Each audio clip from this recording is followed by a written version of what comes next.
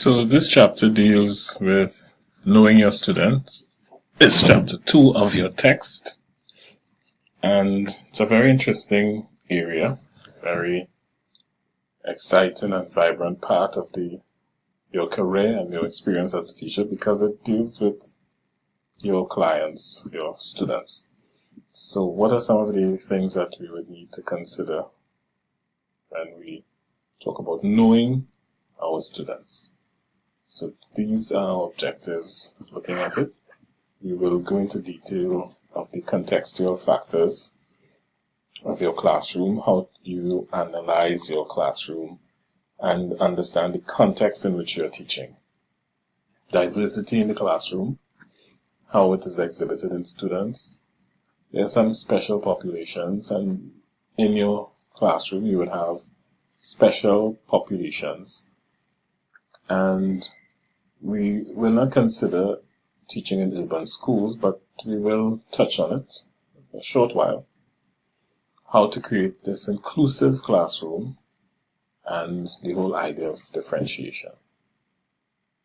So let's start. So in knowing your students, you need to gather information on your students. And these are the types of information you need to gather. Some teachers actually keep files on their students, personal files, not with personal details, but just to help them understand their students better. So these are some information, types of information you would need. Abilities. Through your observation, what is the ability of that child? Is that child struggling? Does that child exhibit some kind of disability or giftedness? And so looking at the students' abilities will help you to assess their needs, and you can assess their needs by understanding their interests. So this is one type of information that you can include on any fact-finding activity as it relates to your students. The qualities of diversity. What ways are students diverse? The students' life and interest. Now this can help you choose teaching material when you understand students' interest. And you can also gather information on parents, custodial arrangements, whether it is which parent you need to talk to as it relates to the student.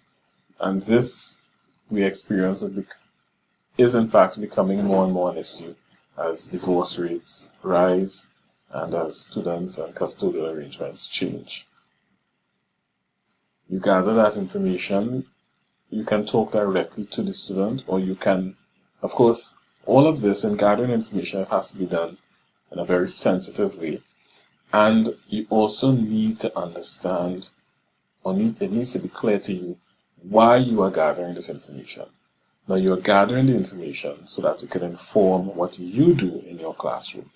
You're not gathering information to share with others or to even use it against the student, but it is in fact informing your practice. So these are simple ways to get to know students, simple questionnaires. You can use cumulative reports that you have compiled or that the office may compile on the student. I don't know if teachers may have access to that information, but you can do your own fact-finding by using these simple questionnaires. Nothing that will require any kind of scientific analysis, just some simple observation tools. How do you use that information? Again, it is not used against the student. None of the information collected should be used against the student, but it should inform your practice. And that is where you want to start. It should always inform your practice. It's highlighted here. The main thing is to get to know your students and to show them that you care. Nothing about the information after you have gathered it should reveal to the students, or should in even their perception, that you're a teacher who don't care. And that is what we want to bring across to our students. Coming to the contextual factors. In order to understand your students, you may need to gather some contextual information. So that way it will guide your planning. That is what the contextual information is, of course, called. Your assessment tool that's known as the portfolio. On your outline, we did discuss the portfolio. It is a sample of work unit, an instructional unit that you would share. But in that, you would also include some contextual factors. What is this thing we call contextual factors? And just these 4 areas, or 4 categories that you can think of. Think about the child, the student, as part of a community, and the district, and the school that they're part of. The geographic location will help you understand and profile students as it relates to race and ethnicity, socioeconomic profile, and things like that. Profiling here is not stereotyping. We're not stereotyping anybody, but we're just making a quick profile of the student. So describe the community, the district, socioeconomic issues of the classroom, the class in general. The classroom will have an impact. So another area of contextual factor would be the classroom factors. Describe the physical features of the class.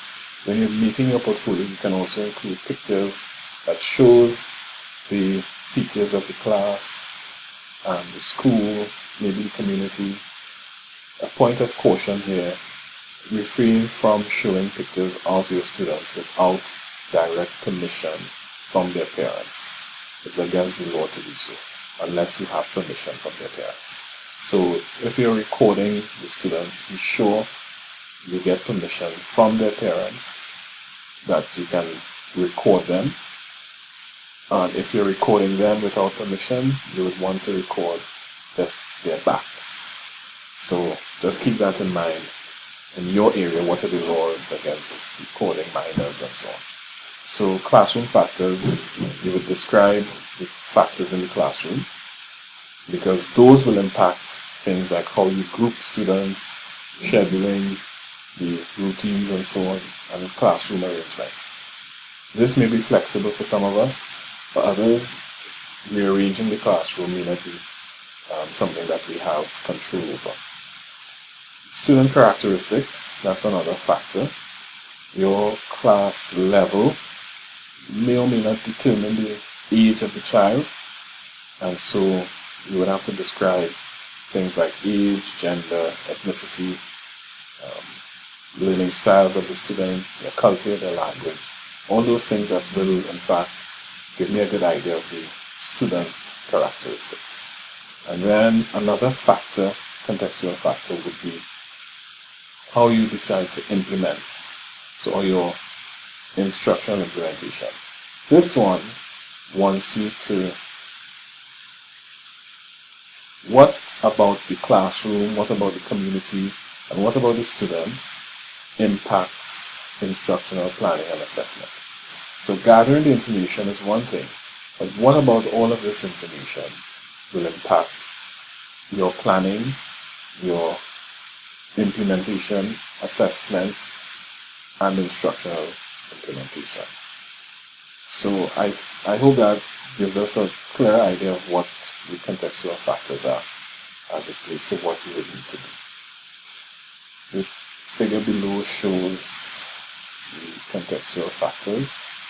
You can use this as a guide. You don't have to replicate it, but you use it as a guide when you are describing your school. Student diversity. Now, this is a big area. And what are some ways the students are diverse? Cultural diversity is one. And that brings us to, I made a little note here on a term that I met recently. And this is cultural discontinuity. One of the things that students face in classrooms, especially the teachers of a different culture as theirs, is cultural discontinuity. The student is meant to feel as if their culture no longer matters. when they come to school. So it discontinues. So what happens, and I know this can happen in a Seventh-day Adventist school, where we say that, especially the non-Adventists who come in, the culture of the school is strictly Seventh-day Adventist. So we do things the way a Seventh-day Adventist will do it. The student in those settings will suffer from what is called cultural discontinuity. How much of that do our students face in our setting? Now in the United States, race plays a big role, race and ethnicity, in this whole feeling of discontinuity, because the 75% of the teachers in the United States are white, and they go to schools that are predominantly African American or predominantly Hispanic. And what they do is they impose their culture or their expectations of behavior and so on. They impose that on the students. And students in those settings suffer from that term, cultural discontinuity. The teacher has to be culturally responsive, and your reaction to that term was very well done. And what is cultural responsibility or culturally responsive teaching? It is when the teacher acknowledges the cultural diversity in the classroom. And how is that attained? Through accepting and valuing cultural differences, accommodating different cultural interaction patterns, and building on students' cultural backgrounds. In the next video, we will explore this some more.